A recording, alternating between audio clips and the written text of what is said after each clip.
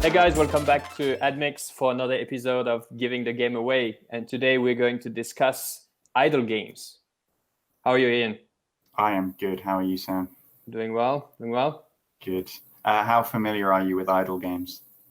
A little bit. I guess I was playing those games even before I knew how they were called. But yeah, would love to hear more about the mechanics behind them and the success that they had so far. Absolutely. I have had horrible idle game addictions throughout my life. Oh wow, right. It comes in waves. Perfect person to talk about it then. Oh, well, or the wrong person. If you don't know much about it, people who are listening, idle games are sometimes called incremental games. They have some sort of fictional currency inside them, or point system, whether that's actual money or cookies in the case of Cookie Clicker, or bucks in the case of Egg Inc. That constantly increases. And you usually start increasing it through clicking or swiping or some repetitive action. And then you can buy things that click or swipe automatically for you. So the number keeps going up, and they are incredibly satisfying. Just seeing a soft currency number increase is weirdly addictive. But the reason I've had such a on-off relationship with them is because they are weirdly creative as well. Like Cookie Clicker, the game that launched this entire genre, very creative. There's you can eventually summon portals which will provide cookies for you. It's crazy. There are games where you play as an AI making paper clips and you eventually take over the world. There's a game where you play as an interdimensional shark, and they're all weirdly fun, and the sense of discovery you get as you buy new things is incredible. But I think we should acknowledge how addictive they are with a bit of science. And I'm not saying the word addictive to be sensationalist or over the top with it. Engaging is probably what they would be using. Usually, yeah, but I think they are psychologically addictive. So one, I like the fact that the subreddit for incremental games has addiction helplines in the sidebar. That's crazy. Like, that says a lot about the genre, that anything we say just can't reach. They can't live up to that. But to break it down, incremental games are essentially Skinner boxes. And a Skinner box, B.F. Skinner was this incredibly famous behaviorist, following on from Pavlov. Skinner had a different view. Pavlov was very much like, humans are associative animals. We get one stimulus and we associate it with another, and that's how we act. Skinner was following a different line. We're responsive animals. We learn patterns of association. So if I press this lever and it gives me a treat, I'm going to keep pressing the lever, even if the treat stops coming, because I know that. I know that this action will give a reward. He did it with rats, and he called those little experimental boxes Skinner boxes. But today, Skinner box is a bad word. If you call something a Skinner box, it's an insult, because it's meant to be repetitive and not very fulfilling. And the Skinner box structure is used in a lot of games, in tutorials. Most games, in fact, a lot of tutorials work by showing you the results of your actions, and then you learn that association. Incremental games are built on that. Like, it is constant and repetitive. It's a constant swirling cycle of behavioral addiction. But there is also there's another psychological mechanism that incremental games have that a lot of other games don't, and that is loss aversion, which we've spoken about before. And accumulation desire. So accumulation desire is the new one, so I'll start there. Essentially, humans love to just gather things. Hoarding mentality. Exactly. Yeah. From our hunter-gatherer days, the guy with all the acorns or the meat, he was good. He was safe. So we want to gather all the acorns and the meat, or the bucks, or the cookies, or whatever the soft currency is. But we also really don't want to lose it, which is loss aversion. We'll do anything to avoid it. The pain of losing something is 2 times as painful as the joy of gaining something, which we've mentioned before. In short, incremental games do everything they can to just latch inside your brain and get you hooked. you keep coming back to them. And we'll come on to this, but obviously it means that you get incredibly high retention compared to other genres, which is super impressive. You've got to ask from that, though, are idle games morally problematic? Are they a risky thing to make? I don't know if you've got any views on that, Sam. I think it's like everything, right? It's a bit of a scale in terms of how heavy you want to go with those mechanics. And there's clearly examples of games that go too far, and maybe sometimes it's not even something that the developers meant to do. They just push the mechanics a little bit too far, and then realize that a lot of people get addicted or spend a lot of money on one particular point. It's very difficult, of course, if your game becomes that successful, to actually go back and say, I'm going to not do that and make it better. But I think the mechanics itself, it's not that different from other type of games. It just plays on some mechanics like the ownership and possession drive a bit more than others. And I think also there's a lot of mechanics that it takes from hyper casual, especially around the ease of understanding the game.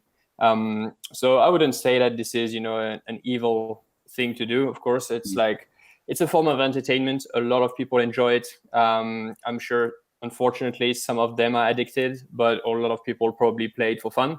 And so I think it's down to the publishers to implement it responsibly, and also users to know when to stop. Of course, yeah, that's totally fair. And of course, I'm on the same page. I don't think it's an inherent, no game genre is inherently evil. It's always how you use it is the thing. But there's a lot of evidence for publishers to be really attracted to idle games. They've got really good daily active user counts. One of the best in the arcade category, in fact. They have a lot of, I think, 5.3 sessions per daily active user compared to hyper casual's 4.6 as well, which is really good, especially considering the big hyper casual games are big money makers. You don't get that kind of huge income from incremental, but you do get a very dedicated user base, which is really attractive to a publisher. Also, session length, massively important. The longer your session length, the longer your engagement, the more ads you can show, and the more likely you're going to get in-app purchases as well. Incremental games are leading in that by a good way for the entire arcade category too. Very impressive. It's really attractive to a publisher. As I mentioned, retention is also fantastic. You get 5.5-ish% of day 28 retention, which is really good, especially in the arcade category, which is sort of the highest way. Yeah, exactly. So it's not surprising, right? Because they are building long-term value, and it's by design. You want to stay longer. You want to see what's going to happen next. Especially that the returns are kind of exponential as well. So as you start making more money, every second that passes, you make more and more money. And generally, you even have a counter that shows you how much money per minute you're making. So you can see that not only you're making more, but you're growing faster than before. And so it's just this thing that never really stopped. Just was playing a game for literally a few days, Coffee Maker Idol from Boombit, and you literally get to trillions and trillions of billions of trillions of dollars in a matter of days. So you accumulate a crazy amount of wealth, which I feel like sometimes, actually, maybe we could talk about that, is when it goes so fast and so smoothly, don't you think that the audience might lose a bit of interest because it's just so simple? You talk about loss aversion in this game. There's none of that because you literally cannot lose, right? Whatever you do, whatever you invest in a new coffee machine, in the next 5 minutes, new users are going to pay more for your coffee and you're going to make that money back. So there's really no risk of losing that money, that investment. And I'm just wondering if that sometimes could affect a little bit of the fun, right? Because if you remove all difficulties, all challenges, then it becomes closer to boring than being fun. Yeah, I've been thinking about that a lot as well. I think so. I think there is definitely an element of the. We spoke about last time. You had a friend who was super into Farmville, and it stopped being fun, but it became this job where she wouldn't go out because she had to tend to her plants. She was behaviorally addicted to it, if not having fun anymore. Yeah. I've had a similar experience with idle games. Like there's a point where I'm not quite as interested anymore, but I'm still checking in and playing not because I feel like I have to, but because I want to see the next step. I want to see the next jump, the next upgrade, the next thing. Idle games have a really interesting breadcrumb structure where the next goal is always a little bit out of reach. So your progress isn't necessarily smooth. It's sort of like jumpy. And then, nice. it's like a sawtooth, I think. That's right. Yeah, which is really interesting design-wise. There's also something I haven't mentioned yet. Idle games have this prestige mechanic where you reach a certain point and then you can reset all of your progress back to 0 with like a little bonus. Like it's like a new game plus, which essentially means that even when you reach a point where you're bored, when progress is slowed down massively, you can just start again and feel the joy of rapid progress again. And you can keep prestiging as long as you want. It's never ending. So if you are the kind of person who's really into this sort of cycle, you may never stop. It's absolutely crazy. I think Cookie Clicker was one of the first games to implement this. And I think I read in an interview with the developer that he was massively surprised that Cookie Clicker became popular. He made the game as a parody of something else, and people just lapped it up. They loved it, and the prestige system was a big part of that. Yeah, no, the mechanics are very interesting. It reminds me of the world of gambling. Of course, it's a very different mechanics. In what attracts people to gambling mostly is the uncertainty of not knowing. Actually, it's not about winning or accumulating wealth. It's more about the ups and downs of the thrill of potentially winning. And if you were winning every time, this would definitely not be as exciting.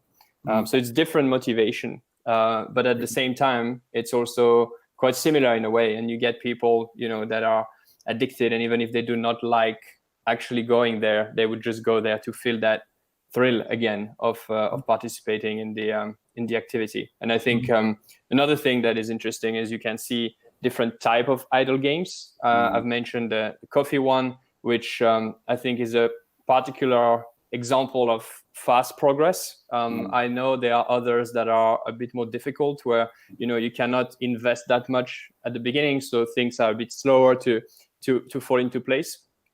And in the gambling side, you also have very different type of slot machines. For example, they have designs and mechanics that appeal to different type of gamers. So the casual gamer, that is not, or gambler, sorry, that is not someone that goes very often. What they want is win often, but a small amount. Whereas the hardcore gambler, what they want is to win big amounts and, of course, less often. And so the design of the slot machine would appeal to different type of gamblers. And to attract the right gambler to the right machine, they design literally the cover and the type of game differently as well to appeal to different demographics. So it's extremely technical. And I'm sure that you can apply the same thinking for idle games as well, right? If you do a coffee game, you're going to attract a certain type of demographics. And I'm sure that they capture a ton of data as well, something we haven't really touched on. Can you imagine how much you can learn about your user base just by measuring how often they play, how long they play, how often they click on things, how often they buy things? You can probably, based on that data, create a totally new game just to appeal to that particular genre. So I think there's a lot of things that can be learned between the world of gambling and the world of idle. Absolutely. I feel like we need to do some sort of investigation into the world of gambling and how that has impacted the modern mobile space at some point. There's so much like terrifying crossover. Yeah, a lot of mechanics are the same. Gambling is really appealing to almost the negative emotion within us. There's not much of goodwill or creativity that motivate a gambler compared to a gamer. It's more about loss aversion, scarcity and unpredictability. So it kind of brings out the worst of us in a way. But that's probably what makes it the most addictive. Yeah, nice. Okay. Let's take it back to the business side of things from the addiction side. It's worth highlighting that idle games are kind of based off of hyper casual. They share that sort of engaging initial phase, and because of that, they pretty much fit the category of hybrid casual, which is a term Deconstructor of Fun has used and we've spoken about before.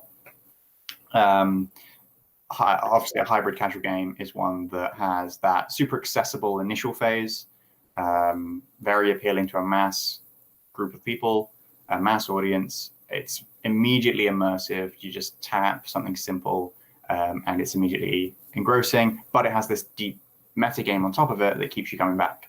The accumulation of soft currency, all of these mechanics, the check-ins giving you more. It gives a longer retention with the benefits of the really good user acquisition of hyper casual. So massive user acquisition, very great user retention, meaning best of both worlds. Yeah, exactly. They're not your usual hybrid casual as we've spoken about before. Like Archero is still, it's an RPG, whereas idle games are, it's a number going up simulator. There is no loss mechanic in an idle game, whereas there is one in other hybrid casual games that we usually speak about. But that doesn't mean they're not hybrid casual. They're still they fit both of those mechanics, hyper casual gameplay with long tail retention. I think what sets them apart is really that addictive quality. They're not changing gameplay really, or usually they're giving you new things you can buy, but they're just keeping you coming back with those psychological mechanisms. Do you think? This is a good question in itself. Do you think idle games are going to overtake games like Archero in the hybrid casual space, or do you think they're inherently? No, I don't think so. In fact, I had a question for you on that topic, which is, are idle games actually games, right? Because what makes a game? Obviously there are various definitions, but for me, a game is something that includes some level of choices that the user can make, right? Decide the path that they want to go to.